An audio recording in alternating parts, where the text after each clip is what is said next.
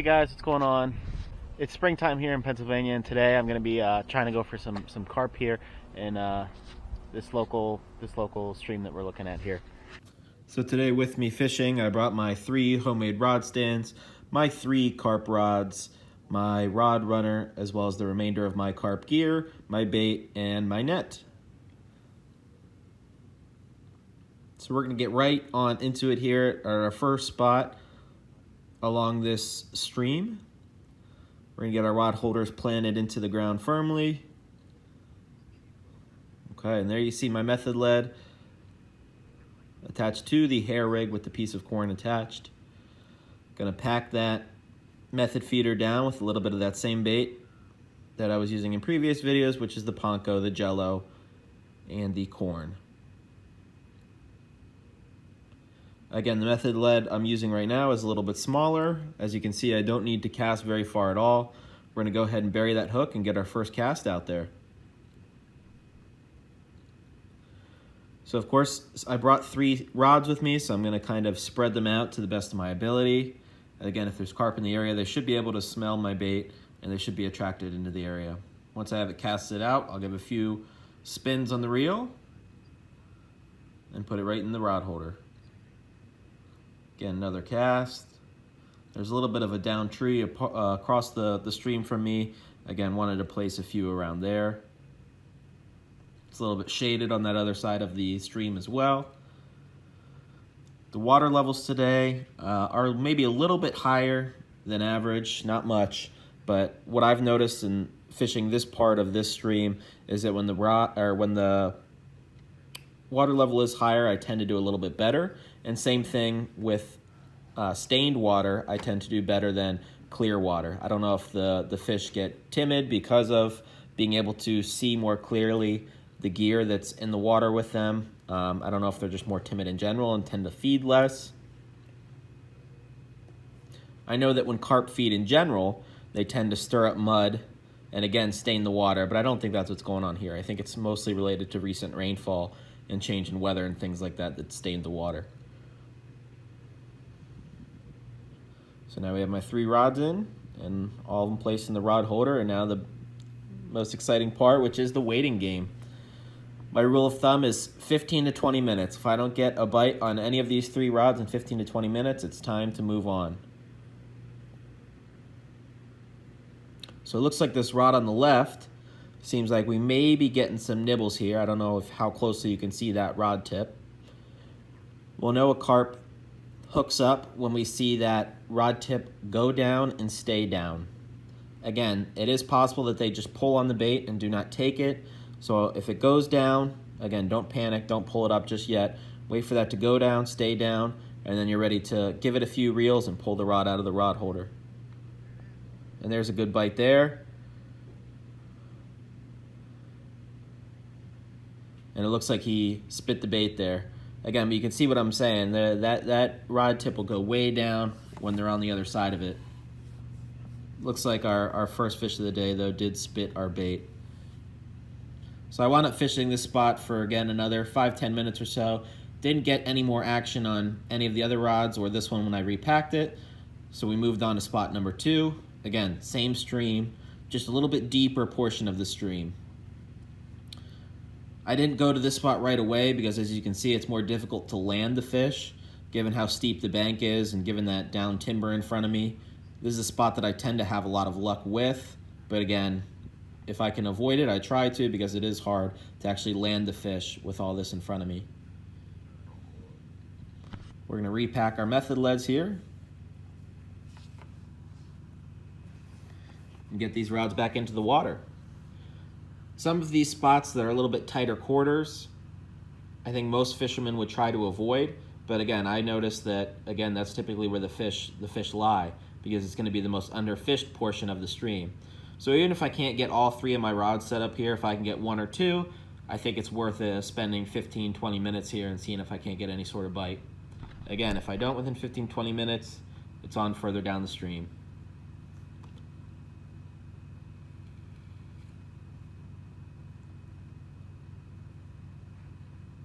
Get another cast out here.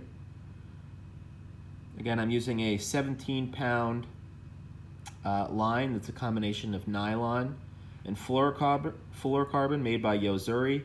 It's a relatively inexpensive line, and I've never had any problems with it. I would say that the 3 rods that you're looking at today have probably had the same line on them now for 6 to 8 months. Each one has probably caught 20 plus carp, and I haven't had an issue.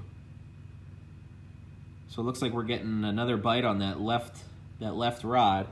For some reason, the left side today tends to be the one that's attracting all the fish for whatever reason. Obviously, just dumb luck. It looks like we got a good hook up there. Again, gonna spin that reel a few times, make sure that line is tight. And then we're ready to battle. You can see how much bend and stress he's putting on the equipment.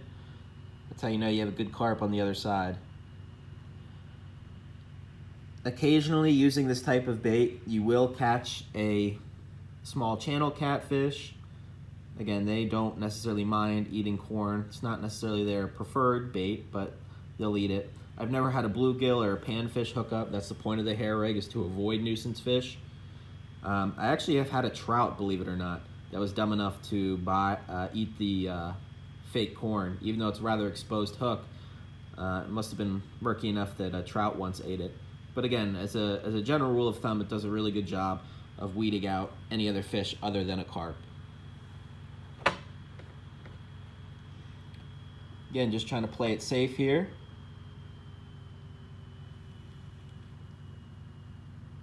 Trying to keep this fish also out of the brush pile in front of me. If he goes in there, there's no doubt I won't be able to get him out. I certainly don't want to get a fish stuck, my equipment stuck. The whole idea of fishing is, again, to harm the fish as less as possible, especially if you're going to be putting them back in the stream. He takes off there again on me. You can see him pulling some drag there.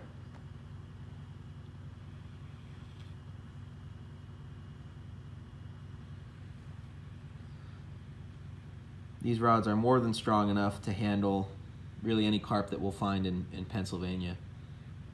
So once I think I got him close enough, I'll stiffen that drag, put the rod in the rod holder, and try to land him with the net. Again, I don't have any help with me, so it's hard to handle the rod and handle the net at the same time, so I let the rod holder do some of my work for me as I use the net.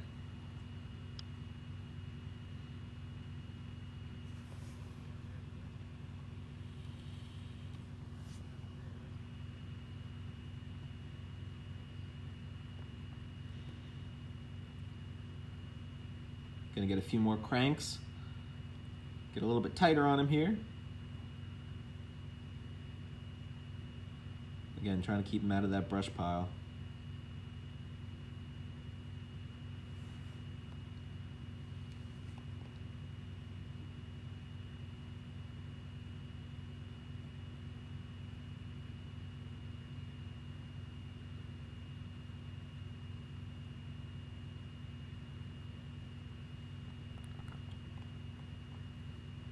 Of course, slipped going down the bank.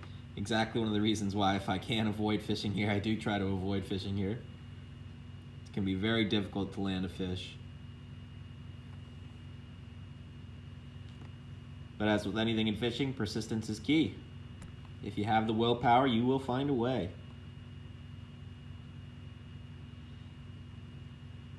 Again, not an ideal landing spot.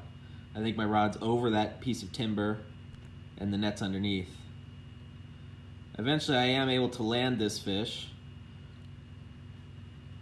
and I can't wait to show you what this guy looks like.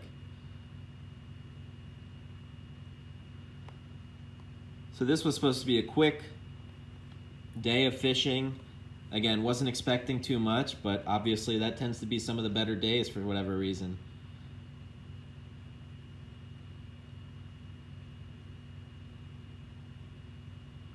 Just getting them up the side of the bank here, having to kind of crawl on all fours to do it.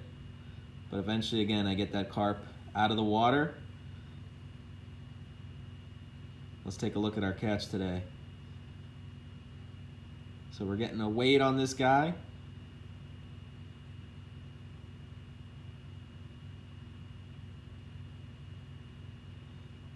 It actually winds up being the heaviest carp I've ever caught.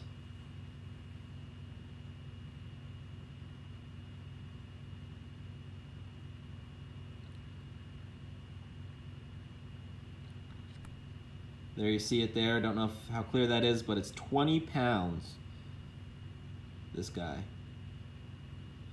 So we're gonna get a little bit closer here. We're gonna unhook the carp. And we're gonna show you up close what this guy looks like.